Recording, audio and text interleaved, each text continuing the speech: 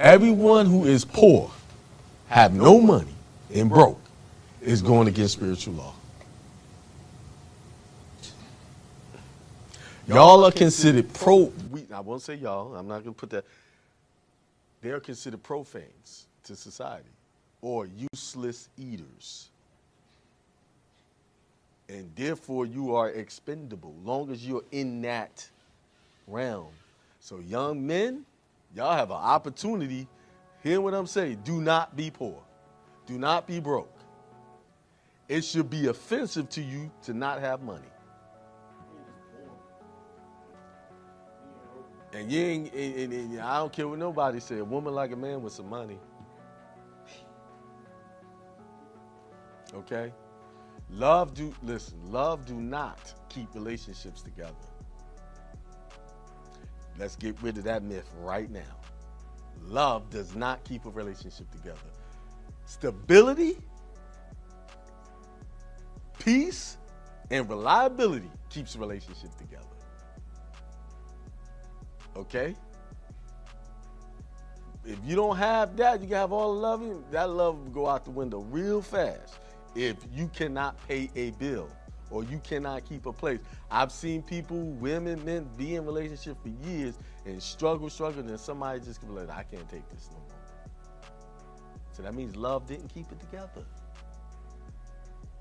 Love is the last thing that keeps anything together.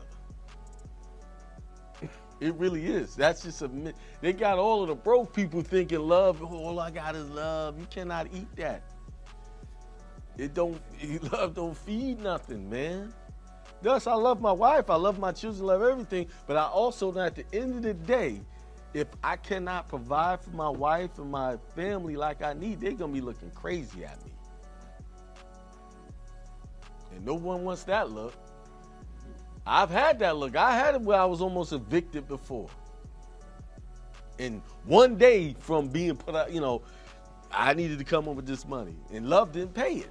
Somebody gave me the money to pay it. Didn't want to see me on the street. It was a very woman that I wasn't getting along with, my mother-in-law. She didn't do it out of love for me. She did it because I was married to her daughter. Say, okay, here's the money. She talked trash about it, but shoot, I took that money and paid that bill. Call it a day, and I said to myself that day that I'll never let that happen again. Get to that point. It's my responsibility. Sometimes we have to go through these hard little things to figure out how to make things happen. And ever since then, it was up. Never saw eviction notice, things like that again. But young men, listen. Go out there and make as much money as you want to make. And yeah, the women's going to be there eventually. The right one. They come, listen, the right woman will come if you're doing your thing. That comes first, your prosperity. I think it's a mistake. I've made this mistake. Get into a relationship, get into a marriage and not having the funds and the finances to take care of that marriage properly or my family properly. I don't think any man should get into any marriage, have any children until he is financially able by himself to take care of that whole family. I wish someone had told me that a long time ago. You know how much headache I could have saved myself if I'd have lived by that principle?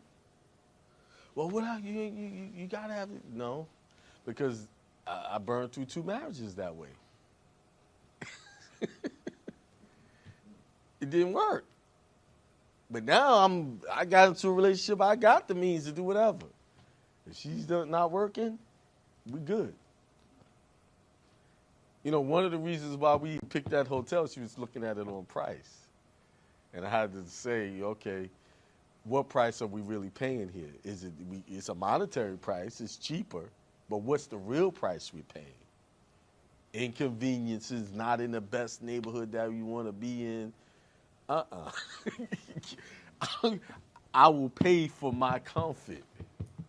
No matter, let's not look at it. If it was $300-400 a night, we'll get that.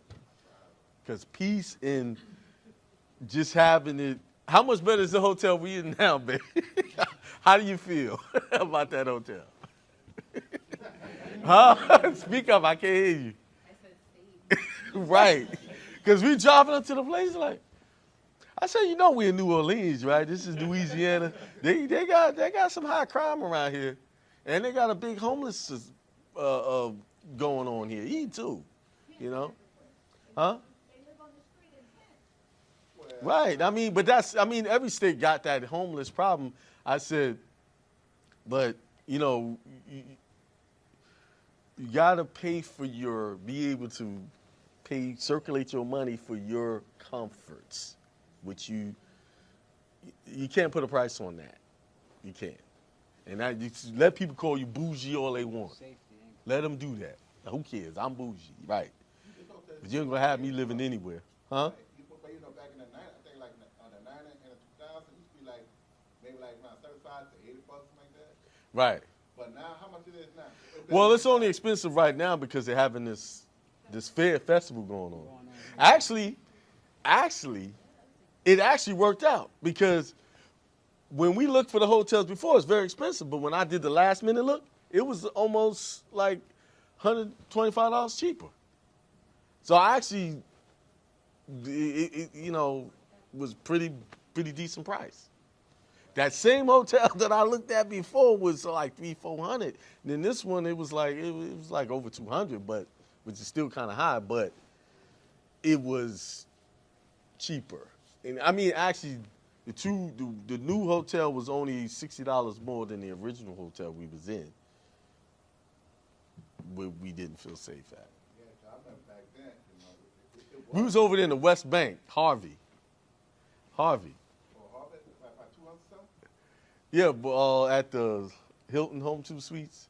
It's a nice hotel, but it's still like they're trying to build up around there. Like they trying to get, like they had storms and they were trying to get it together. Yeah, I mean, it's not recovered yet. Yeah, it's not recovered.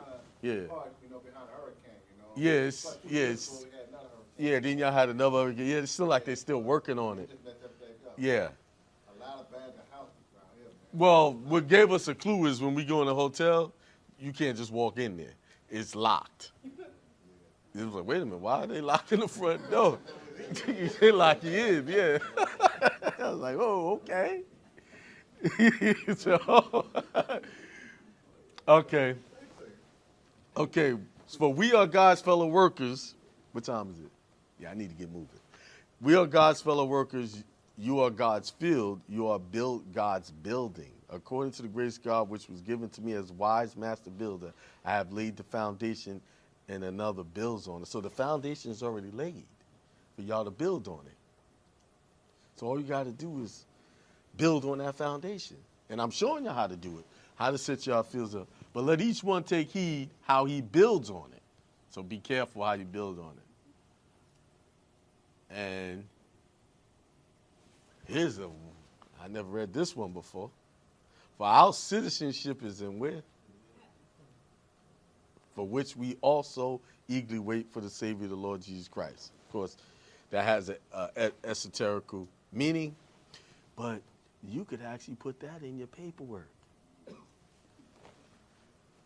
You could take that one, for our citizenship is in heaven, or I'm a citizen of heaven. I'm speaking from a Christian perspective because that's where I come from. But where you come from, most people I would assume is in here started in Christian beliefs, right? How many have a different faith in here? Was it Muslim? Okay. Same religion. Same. Y'all just cousins over there. Same. So basically the Quran, I'm sure, got something similar to this verbiage. I ain't read it. You ain't read it? How you calling yourself? Wait a minute, hold up. You said came up in. I just told you we went from Catholicism to Muslim. Okay, but you ain't read the Quran? The Quran? I'm non-religious. Okay, you non-religious, okay. But no, see, you don't have to be, what I'm saying is you don't have to be religious to understand what these words are saying. You need to read that Quran. There's a lot of remedy in that too. I haven't gotten to it. When I first met my wife, that's the first thing she bought me was the Quran. and I need to read it. Because, you know, huh? What did he say? It's a really big book. The Bible is actually bigger than what you got. The Bible is like this. But they done took so much out of it that you got this. Like that. Yeah. Hey, King, 33 miles of book down at Rome, you know what I'm talking about, like in Vatican? Yeah. Got 53,000 miles of all constructed days put in the Bible. Yeah. So, let me tell you one thing. Catholicism, the Catholics, got every religion book in their library. So they know what's up with everybody. So, because those are the books they're using to create law. These are all of the books they're creating to derive the law. Now, when they start creating codes and statutes, which is opposite of the law, they're just rules and regulations to control people who don't understand the true law. That's what codes and statutes for. It's for people who don't understand what real law is. So they give them legalese. Why? Because they're ignorant. And they are what's listed in this here.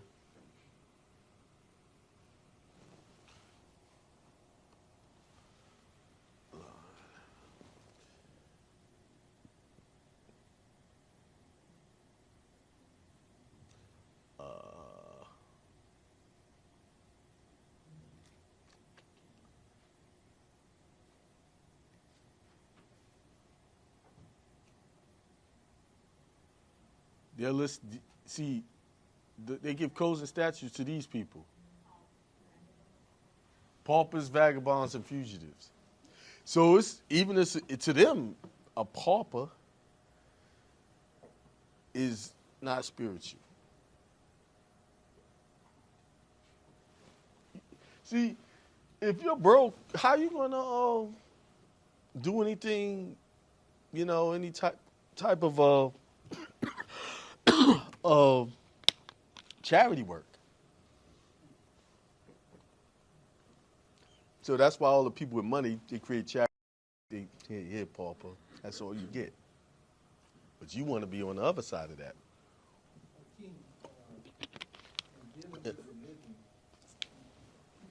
Like what you teach from an esoteric point of view. Mm-hmm. And anytime you're speaking from an esoteric view, it don't matter what religion is because it's all based on truth. But now when you're teaching from an exoteric, that's for the common people, and that's where you're going to get all the babbling and the misunderstanding. Mm-hmm. But when it's from the esoteric, the ES, everybody understands because it's all based on truth and it doesn't matter what religion is. Right. It's gonna It don't matter. Because it's based upon universal principles. Right.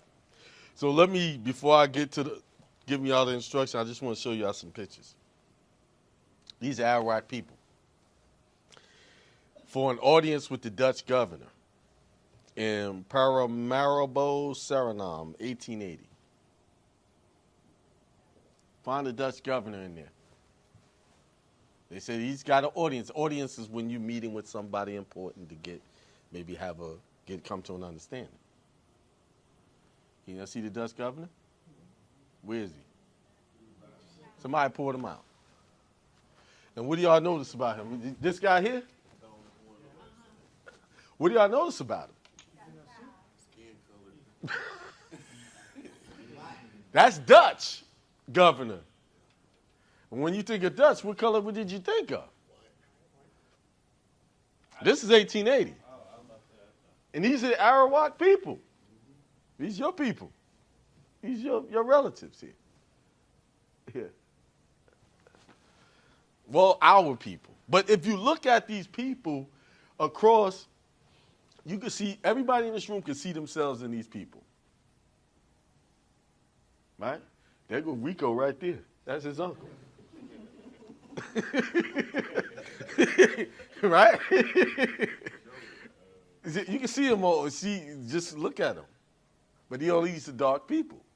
Then you see what you would call the Indian or Native American right here. But they're Arawaks. You see? And that's the Dutch governor. He looked like a bougie black man. right? That we would call black. Now, King, Hmm? now the Pauline cannon, you know, in New Orleans, the famous cannon, the Pauline, now the Pauline was made by the Dutch, but the Dutch was always in New Orleans, and trust me, always hear a lot of these people always say, I got Dutch in me, and I'm starting to understand that. Reverend Ike is part Dutch. This is Portuguese. These are Arawak people right here too. This how I found this. I was studying. It was another group of people, the Tainos. I started with the Tainos, and then I ended up with the Arawaks. I don't have time to read all of that. Started with the Tainos, and then you have hyperlinks that you can click, or other links you can click in there, and they'll bring you to all of this. Right? And they'll say names, so what you got to do is look up those names. Once you start turning down, you'll be jumping from place to place. This is Portuguese, Sri Lankan surnames and their meanings, right? And I was trying to find out what this means, all of this, some of these names. One of these names meant, and then came up across these. Don't these look like dark people? They are super dark in Sri Lanka. Right. And that's Portuguese, but I know Portuguese people, and they are pale. The ones I know, they call themselves Portuguese. This is them too. This is another Portuguese in Sri Lanka. But these are all descendants of Arawak people. See? So you're not going to find the truth in any school history book. You got to go to these archives and pull out these actual pictures of people. These are Hemos Indians in Arizona. Arawak people too. I'm taking you different parts of the world and bring you right back here. And it's a lie that we all had nappy hair. We didn't all had that, what they call nappy. A lot we came in different hair textures. Look at it. That's in Arizona. And this was taken in 1875. Now, what's funny about these pictures is all of these is really right at the time when slavery was just ending. But these people don't look like they was ever enslaved before. You see? Because when they show you on 12 Years a Slave, we was wearing the master's clothing, what they call it, and couldn't read and do other things. These people look like they're living in their own society, away from all of the nonsense, doing their thing. By themselves. Nobody bothering them. They're just doing whatever. It was okay that the women wore no shirts. It was normal. Let's see what else I have up here. I have a bunch more. I can go through all of this for days and show y'all stuff. But I'm just showing y'all what they have taught us, what these people look like. These Arawakan people, indigenous people of,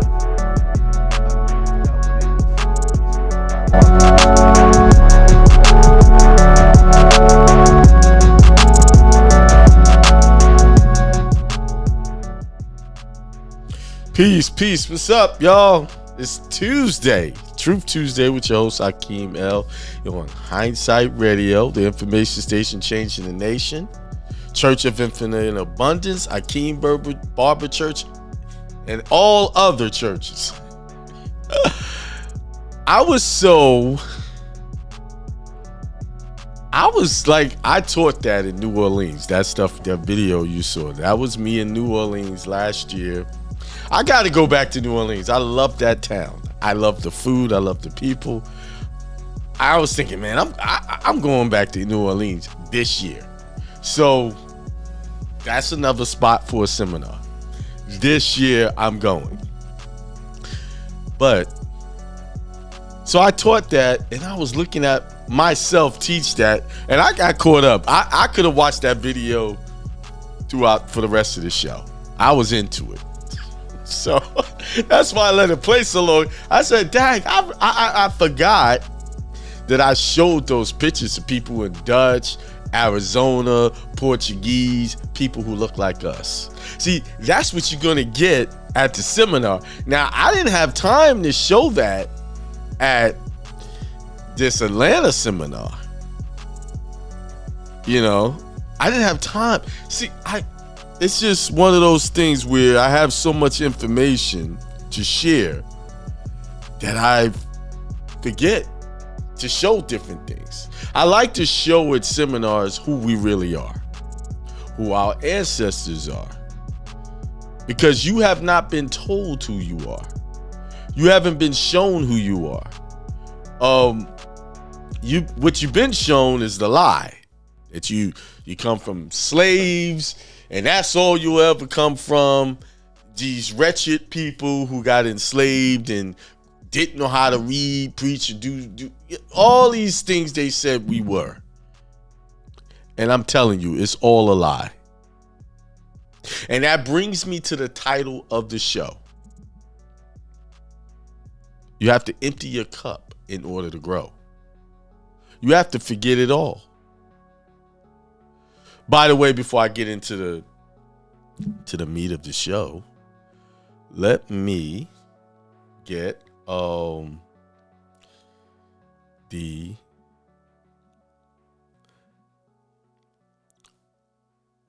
got a seminar coming up. There it is. Right there. It's in August 26th. It's in Las Vegas at the Baymont Wyndham Las Vegas South Strip, 55 East Robindale Road, Las Vegas, 89123 from 9 to 5. It's probably going to go a little longer than that because we have that room up until, I think, 8 o'clock. That's where me and Al will be. And these are the things we're teaching. Everything 1099, everything 1041, religious and foreign trust, unincorporated nonprofit associations, government grants for religious nonprofits. I talked to the people who did the seminar. We got something going. The next meeting we have for the membership, she's gonna be on, introducing her information about she does Airbnb arbitrage. She does Toro. What else she does? She does business credit. She does a lot. So she's coming into they joined the membership, and she's going to be in our class coming up this Sunday. And those of you who are in my membership, I know I didn't send out the schedule. I will get it done. It's been crazy in the trucking business this week. So, back to the seminar. Hope to see you in Las Vegas. It's $297. It's an investment because the information you're going to get is going to be priceless. The things you're going to be able to do. $297. I'll see you there. So back to what I was saying. I guess I have to start off like telling you a story I've told before, but some of you might not have heard it quite this way. I was listening to a video earlier today. It looked like he was some type of monk or something, and he was talking about you have to empty your cup in order to grow. In order to get something new, you have to empty it. You have to empty the whole cup out. And that resonated with me because that happened to me.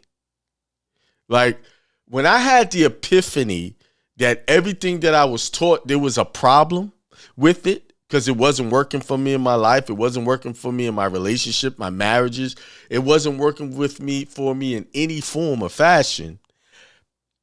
And then I had that epiphany where, wait a minute, everything I knew was told to me or taught to me, and someone said this was true. I didn't bother to research anything. I just took it as fact. Why did I take it as fact? Because the people that told me were people who cared for me, my parents and their parents. If you really look at your life and everything you're doing right now, the things you believe in, that's true for the most part, it's not really your belief. It was someone else's belief that was taught to you, and you took it on as your belief.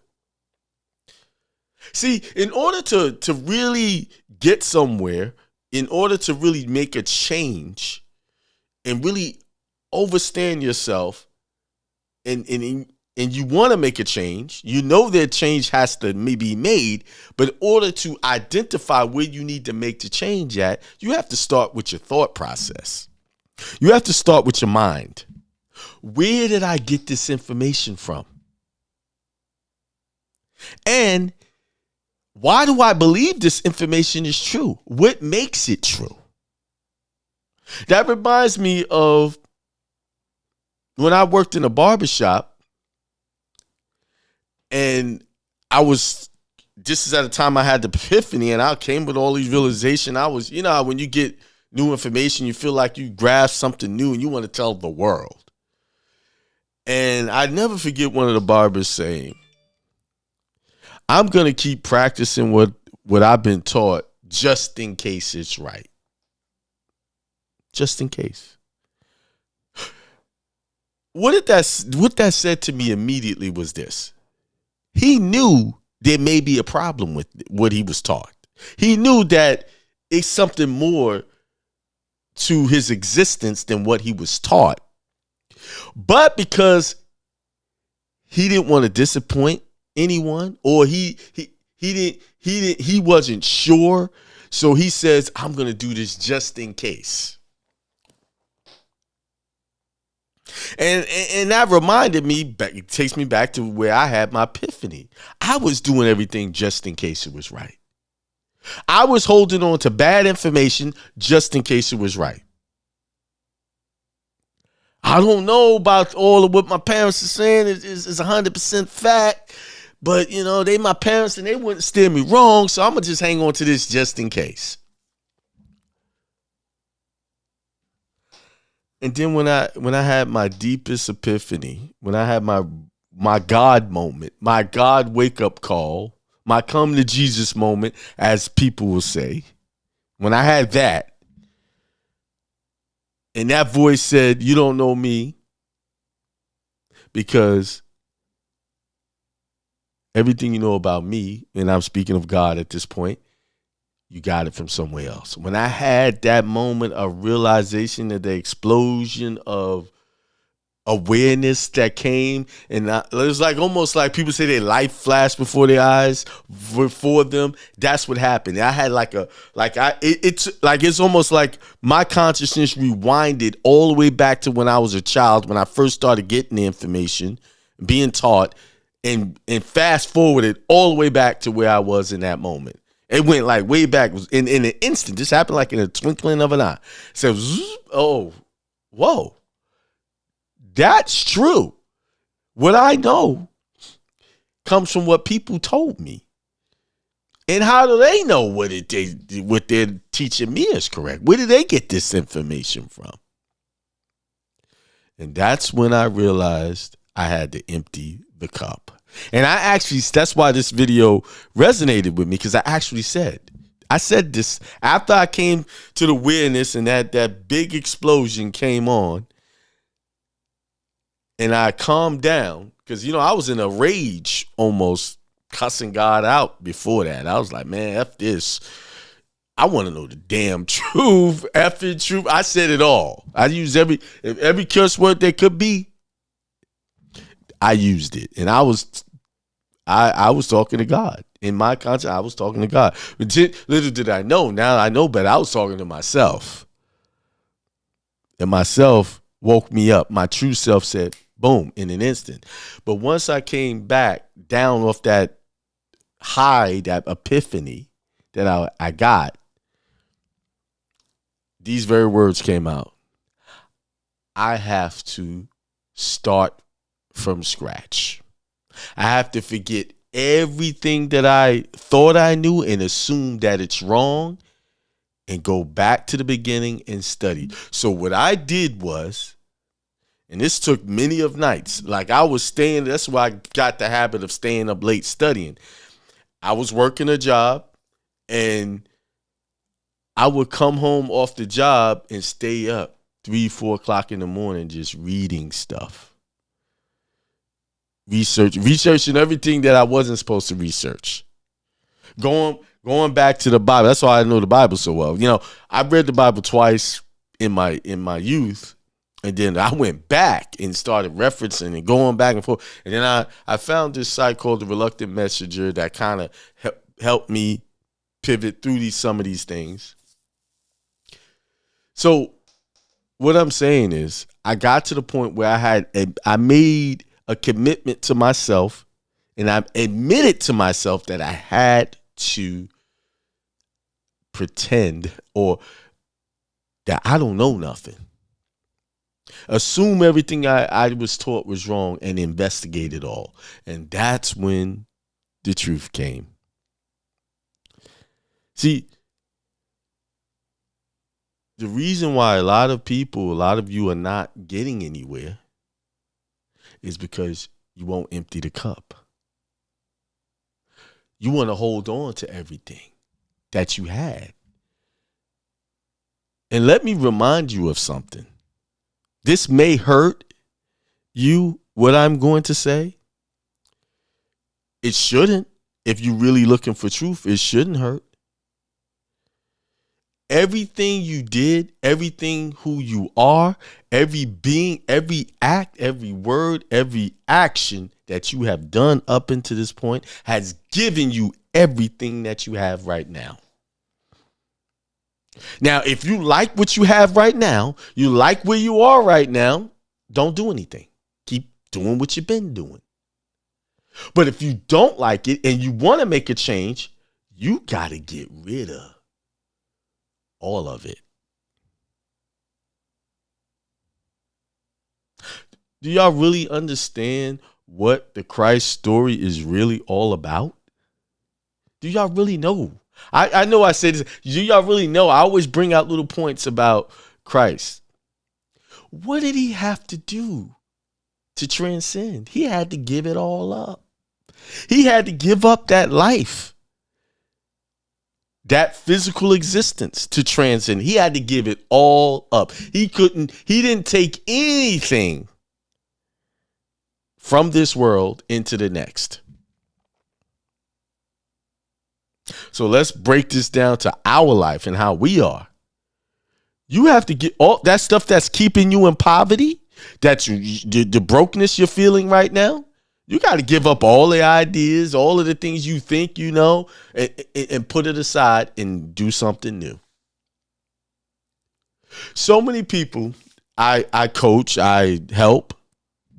They want to, Hakeem, I want to get to where you are, where I'm not working. So I give them the recipe. This is what it takes. What do? They treat it like a buffet. They pick and choose what they want to take from what I taught them and then add, this is going to hurt too. But I'm being intentional in this gut check. They want to take all of the BS habits that they had before and put it in what I'm trying to teach them and think they're going to get the same thing I got. Oh, let me take this over here. Isn't that what you were doing before? That got you where you are now? So how do you think you're going to take that and put it with something new that I just gave you and think you're going to get the same ingredients?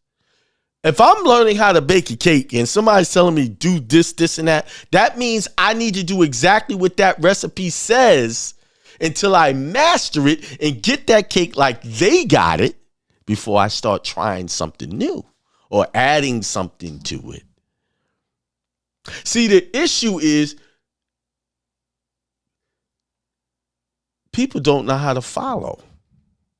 Be true followers. See, in order to be a leader, you have to be a good follower.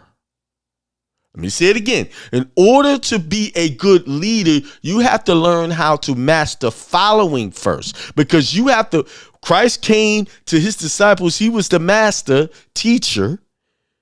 And all the people he went to, hey, come follow me. They followed him and did exactly what Christ said. And sometimes they try to deviate and Christ checked them.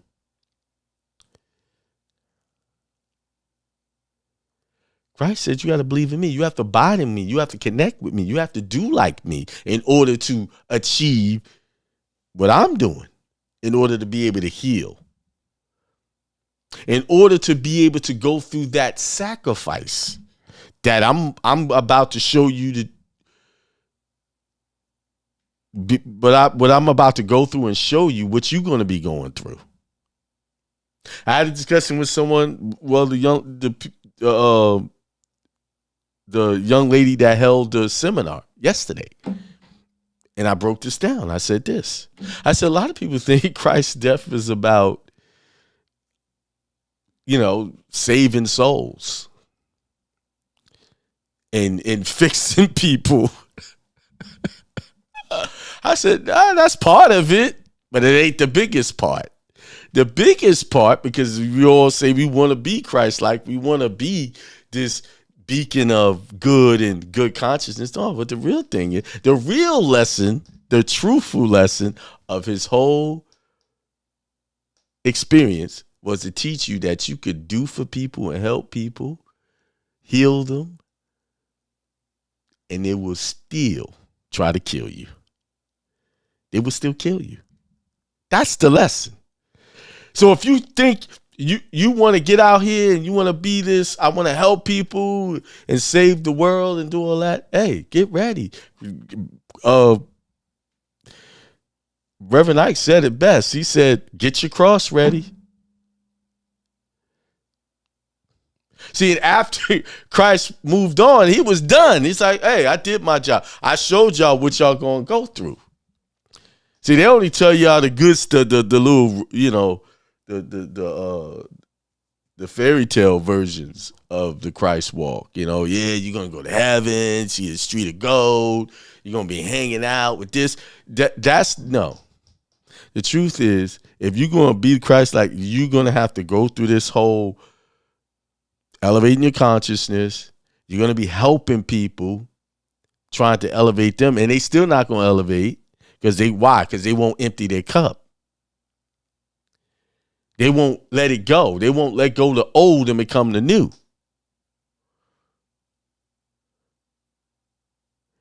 And see, you're going to go through that. You're going to have those experiences. But see, Christ was prepared to go through that. He knew what he already knew what he was going to go through.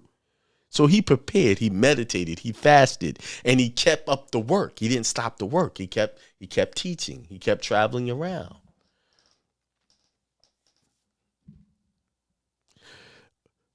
What Jesus did back then when he traveled around, did the Sermon on the Mount in different areas, is what we call in seminars now. You see?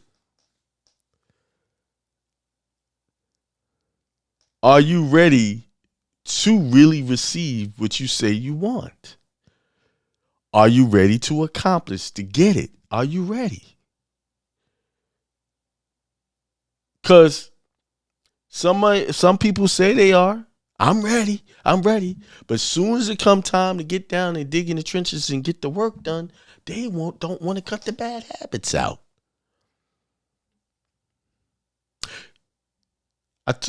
Y'all should go back and listen to Sunday's show, Sunday Inspiration Show. Corinne was on, and she talked about how she is on this fast from all negativity, television, conversations. And when she went that way, when she started doing that, some friends stopped communicating. Isn't that what happened with Christ? When he was about to go to his highest elevation, even the disciples wasn't there. See, the whole Christ story is really about self-mastery. Practicing what you preach and not being judgmental and living a self-sacrificing life. Meaning, you're going to do your work regardless of how people treat you. You're going to continue your walk regardless of what they say, what they do, what lies they tell. You're going to experience it. I know you're going to experience it because I experienced it. Now that I look at what I experienced, I was like, man, that wasn't nothing. That was just a bunch of dudes who like gossiping. Yeah, that's all it was. And they were trying to appeal to the lower consciousness of men and women. So only people that would want to be involved in that would be people that I didn't want to deal with in the first place. Right? So it helped create a separation that needed to happen so that I can continue this message.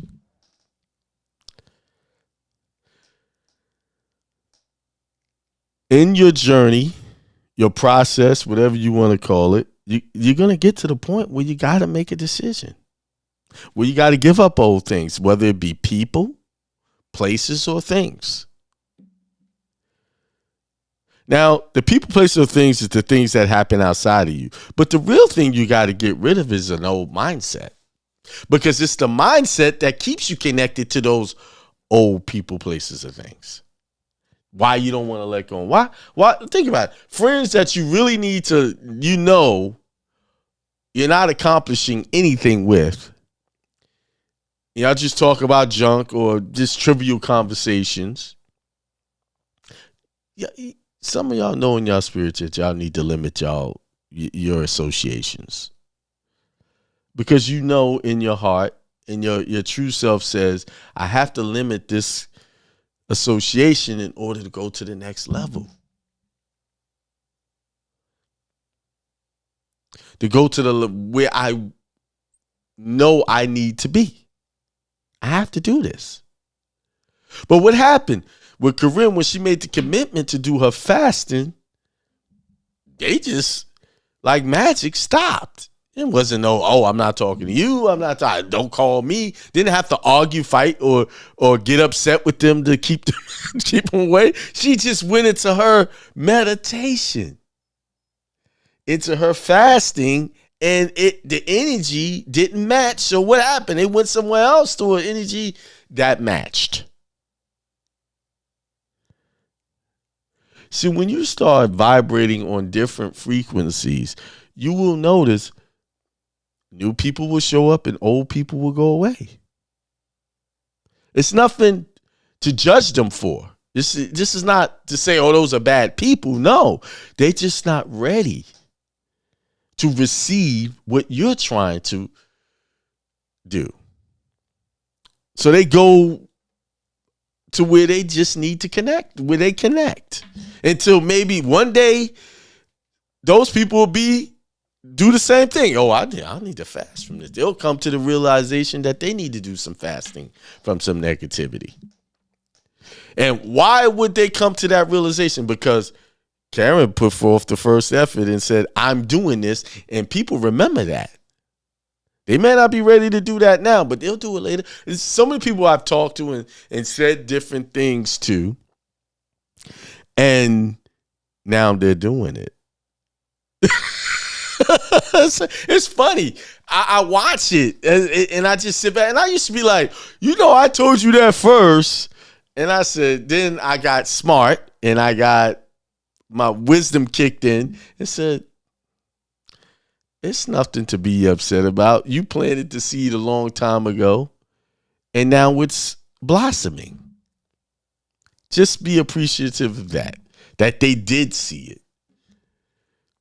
When you're on your journey of elevating your consciousness and being who you say you want to be, you're going to go through different stages of feeling rejected, people not listening. You're going to go through that. That's normal. What happens is you go through that to understand those emotions, so you start to ask yourself, why am I even upset about this? Those people are not doing it on purpose, not listening to me. The reason why they didn't hear or listen before, because the energy was different. Then the energy changes and it kind of matches where you are. Then now they can hear, they can see, their eyes are open, just like yours was. And let me be clear on something. Let me be very clear.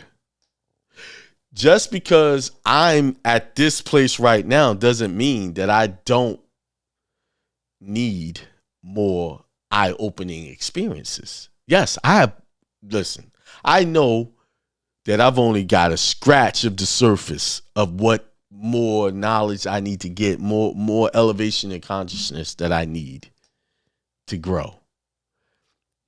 I know that. So there's so many levels to this thing. It's infinitely impossible to even count. I'm just at this energy level now, and I'm at this maturity spiritual level where when I see people, I starting to pick up on the information now, I'm thankful that they are. Not, man, I talked to them about that before, and they acting like I didn't even tell them. See, that would be me and my ego. And I was like that before. Now it's like, be joyful, be thankful. That's one person that's digging themselves out of the mountain of misinformation that they've been taught all their life. We have been buried in so much misinformation that it literally could take a lifetime to get out of it. Many lifetimes. Many. So every lifetime is a new elevation. Yes. It ain't, the journey is forever. It's infinite. And we're here to just enjoy that. We're not here to be enslaved by other people and beholden to their idea of happiness. We're not here for that. We're here to create our own individual, unique experience. That's what we're here for. And be happy doing it. Now, if other people join you with it, that's great. But just remember this. If you look at how life is, everything's temporary. Even this life we have, this 3D existence is temporary. Everything's temporary. Friends come, they go. Who you hanging out with now, you're not going to be hanging out with them next year maybe. Why? Because your energy changes. There's nothing to be upset about. But if you truly want growth, if you truly want to make it and have those aspirations that you have, that you're building on, that new life that you want, you can't get a new life trying to hang on to old things.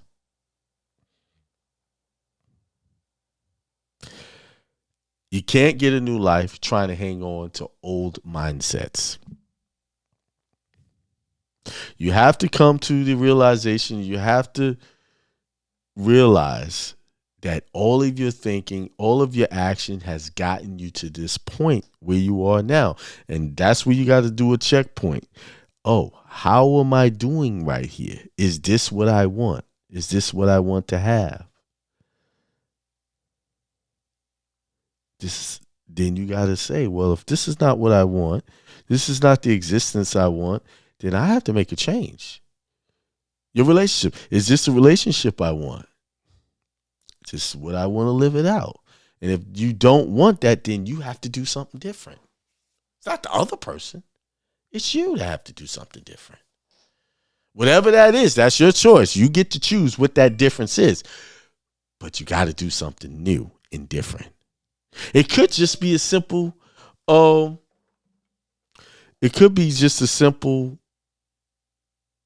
maybe it's not the other person. Maybe it's just how I'm viewing the other people and how I'm reacting to them that's causing the problem.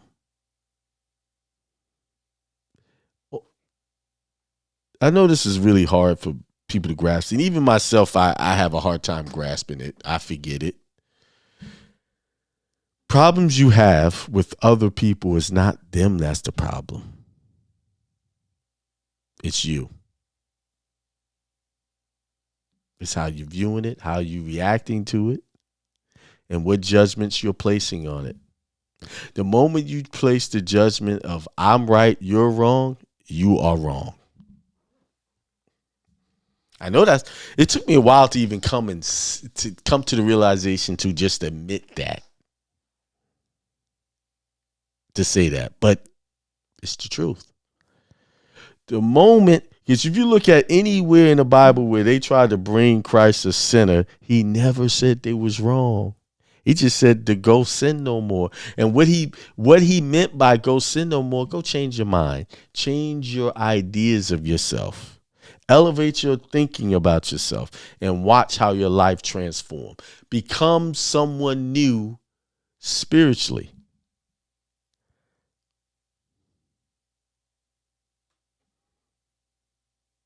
You don't like that old stuff, become somebody new spiritually. And watch how your life becomes something beautiful, something worth living. I talked to my homeboy. He said he hates what he do. But all he has to do is become somebody new spiritually. And life will look different. Life only looks bad because you believe it's bad. Oh, no, I can't. People doing bad things. They doing this. Yes, that's true. People are doing out there. They doing all kind of crazy stuff. But you don't have to buy into it and believe that life is just bad and everybody's bad. Because if you have that perception of life, that's what you're going to get out of it. What you think is what you get. What you believe is what you're going to experience. The worst things that's ever happened to me, oh man, how can this happen? Blah, blah, blah, blah. And then I really dug into my consciousness. Somewhere in my consciousness, I attracted that. Somewhere. I can go back to some ideas, some belief system that I had that helped me realize that belief system in the physical, no matter what it is. Say it again. Let me say this again. Let me say it to you in this way. I know. I already know what some of y'all reaction is going to be to this one. Let's talk about cheating in relationships. If that's ever happened to you, you could go back to an idea in your mind, a thought process you had in your belief system, and that person actually cheating on you prior to you even finding out.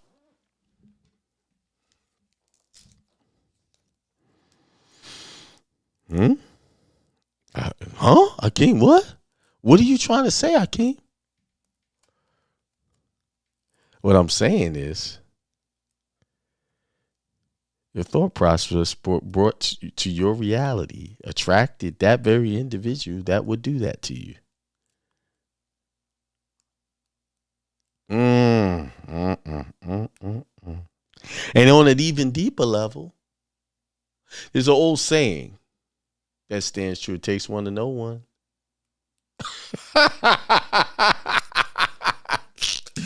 Oh, boy. I know some of y'all got y'all pitchforks out now. But listen, I gotta be real. I just be truth. I gotta be truthful. Gotta be truthful. Takes one to know one. You don't look under somebody else's rug unless you got something under yours.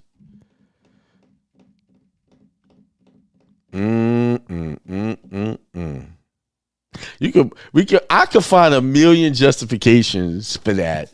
And even though I can give myself and you can give yourself a million justifications, it still goes back to one thing. Things that are seen are born from the things that are unseen. In layman's terms, the things you see in this reality are coming from the projection, the movie you're playing in your mind. And you will keep looking until you find it. Oh, boy. Da da da da da da da da. Ba-dum bump. I know. It's 8:14. I know some of y'all got some deep thinking, deep meditation of thoughts on some of the things I have just said. You know, I didn't even pull the chat up. Who's out there? There you go. Peace all. Cacnegs. Discipleship Ministry. Peace. Yeah, thanks, brother. That deer meat that you gave me, I finally got that big slab out. We talked about it. I sent you pictures. Yeah, I grilled and I roasted this. I don't even know what portion of that deer is that piece of meat. It looked like it was a leg.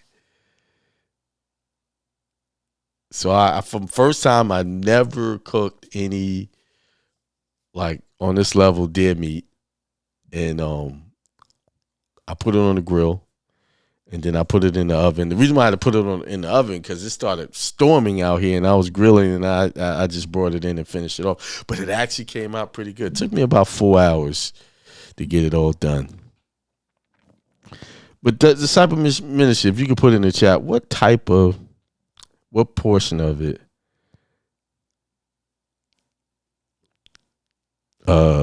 Just let me know. Corinne says happy Tuesday. Big man Master Abel Noble said peace, God, peace to you. And then he said me too, LOL, I was there. In La Vida says shalom back to you. Thank you, Akeem and Corinne. And Maxim says, I am in the house tonight, Brother Akeem, but never too late to be with the friends. Yes, thank you. Did you hear yourself on that? I was playing that seminar we did in New Orleans last year. Your voice was on there. And Discipleship Ministry, your voice was on there too. Well, I pointed out. I don't know if you got in the beginning of the show.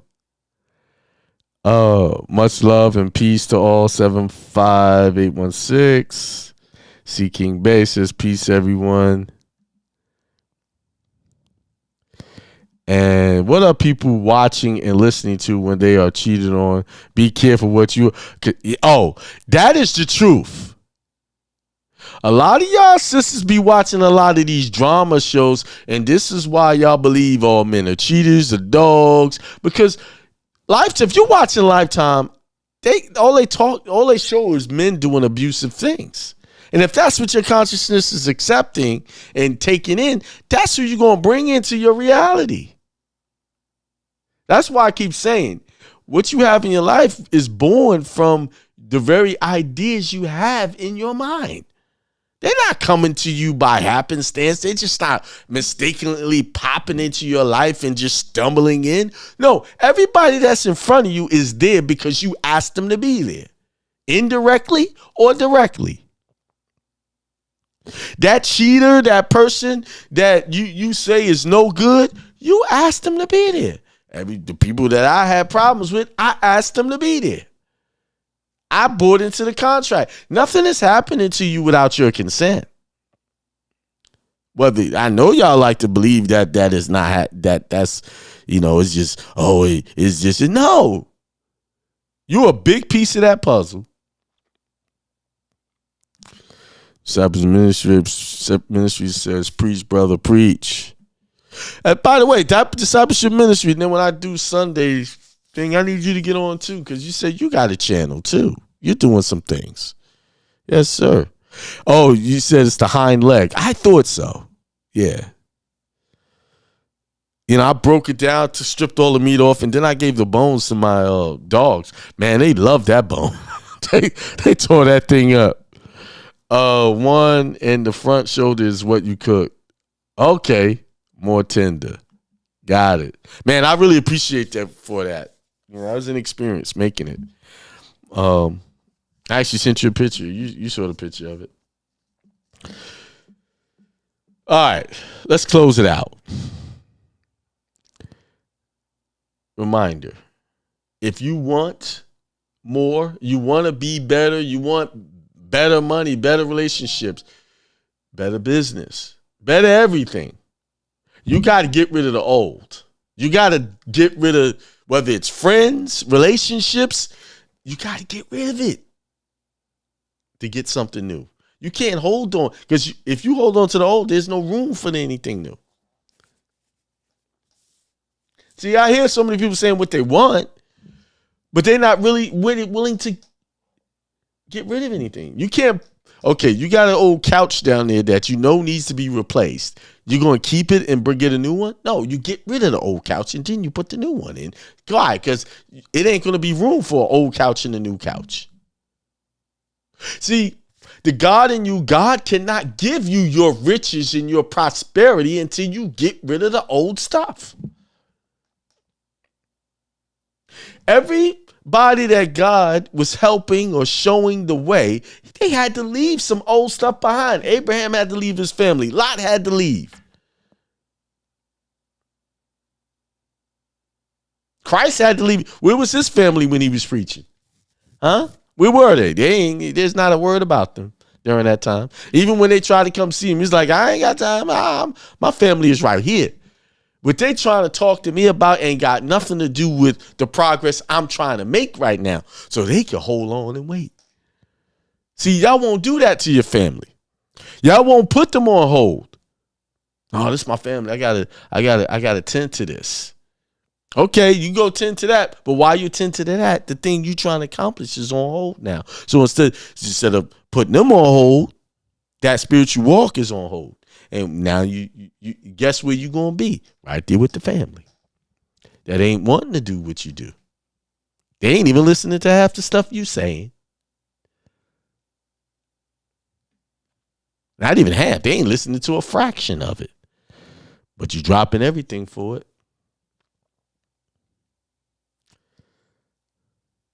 What does it say?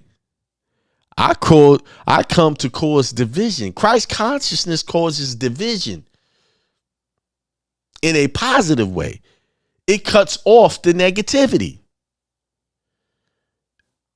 It said that scripture says that. I didn't come to bring peace. I came to cause division. Oh my God. Oh, he came to bring unrest. No, what happens when you are transforming into the Christ consciousness and moving in that way, it's going to automatically cause rejection. When Corinne went in and said she was fasting and was doing all of these things, it automatically caused rejection, division, a separation from you in the journey you're taking, in the journey they're taking. That's what that means. Let's see.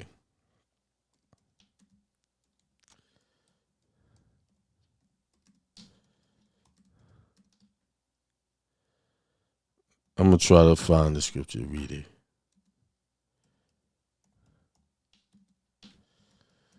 Anybody, if y'all know it offhand, I know this stuff. And I think it's Matthew 10:34. It says, do not think that I have come to bring peace to this earth. I have not come to bring peace, but a sword. What does a sword do? It slices through things. For I have come to set a man against his father, a daughter against her mother, and a daughter-in-law against her mother-in-law. And one's foes will be members of one's own household. Now, when you look at that from a spiritual sense, when you are trying to do your spiritual walk, it's going to be automatic contention if those people are not doing the same thing you're doing.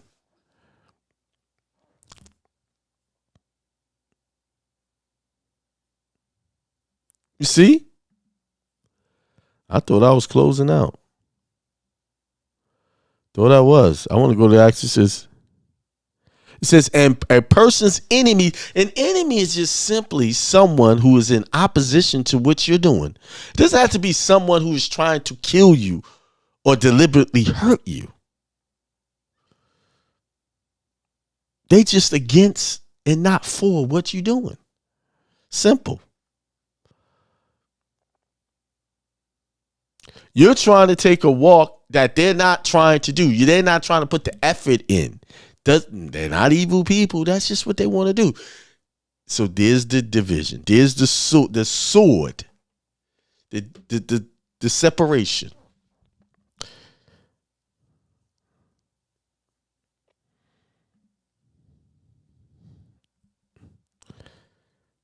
You see? Are you ready to empty your cup? Take an inventory of what you have to get rid of. Take an inventory. And be honest with yourself.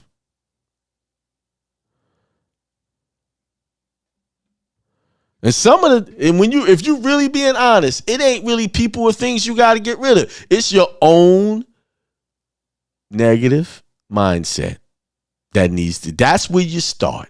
Don't start. I know people use some of these information. I've seen it in churches when preachers talk like I talk or say the things that I say. They never bring clarity to what they're saying. They'll say, yeah, you got to get rid of family. You got to get rid of this and this and that. And got you looking at your family like they're enemies. They're not. Or like they're somebody you need to be fighting and up against. No, it's not. That's not what it's saying.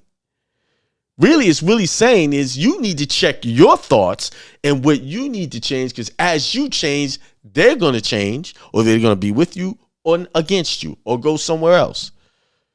See, when Corinne told the story on Sunday, they didn't fight her. They just stopped talking to her. They just distanced themselves, or they stopped communicating. And those people don't even realize what they did. They don't really realize it. But why? Why they don't realize it? Because she put up a spiritual shield around herself. So that was like a force field that kept them over there and her over here, so she can continue her fasting journey.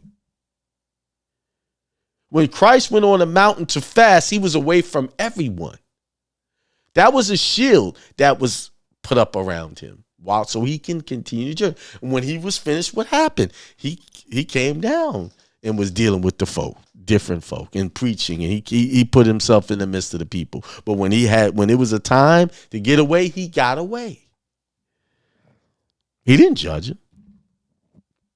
I remember one thing he did say when he was preaching one time, and he said, "Y'all only hanging out with me basically because I fed y'all the last time I preached to you. So you coming to get some of this spiritual food, but you want some actual physical food too." You see? I'm not telling y'all to go, well, because I'm fasting and y'all not elevating yourself and look down on folks. I'm not telling y'all to do that. I'm telling you, really, they just not ready. That's all. It's okay. It's okay for them not to be ready, because one day their time will come. Everybody's going to have their opportunity. Look, let me tell you, and the Bible actually says it. It says it. It says this.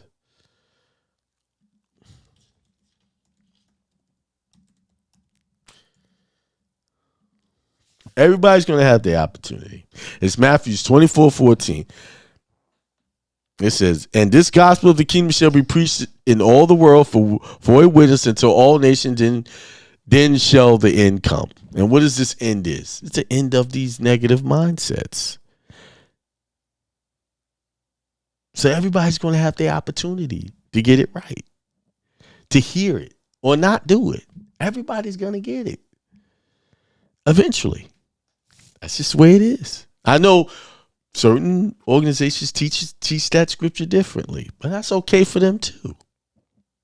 I used to teach it differently until I had my epiphany and I received the good news. The good news that I received in that moment was the idea that in that moment, that everything that I was taught about God was handed to me, and I took that and ran with it.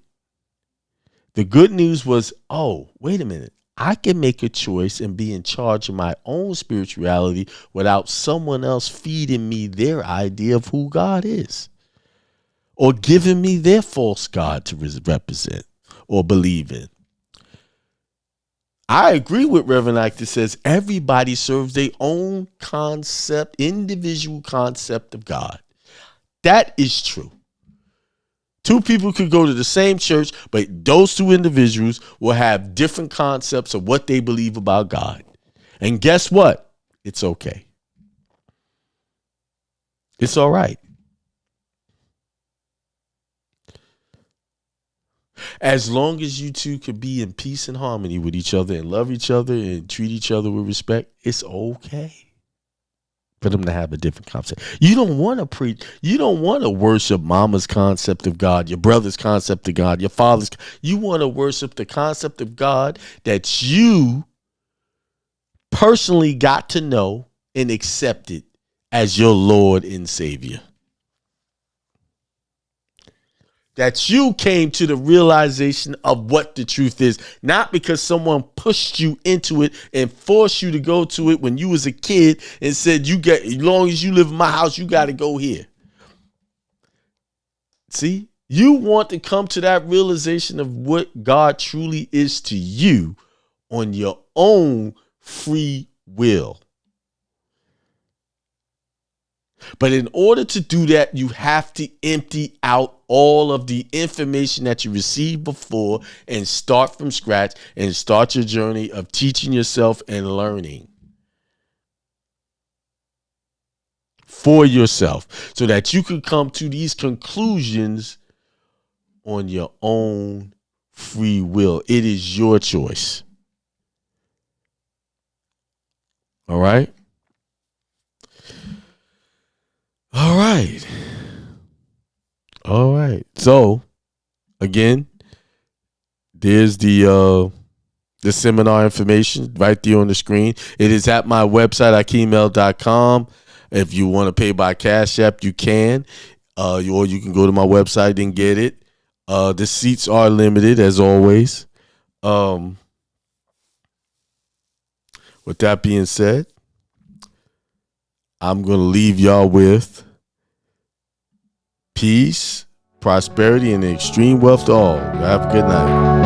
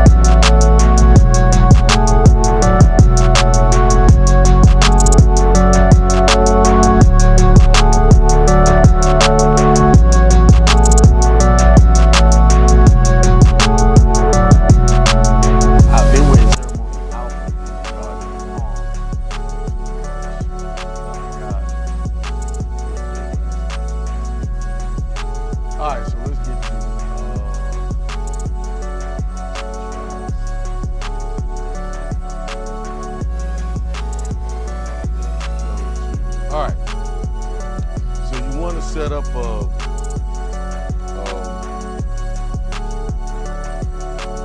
unincorporated religious association. That's what you want to set up. Unincorporated religious association. So far, the only place I know of, and it only costs $10, is California. Go there, it only costs $10. You can register an unincorporated religious nonprofit association. I'm sorry, add in nonprofit association. The reason why I would say go there to get it, because you're going to get a certificate of it. And that certificate you can take to all of the entities so that they don't look at you as for taxes. Whereas other states, religious nonprofit association,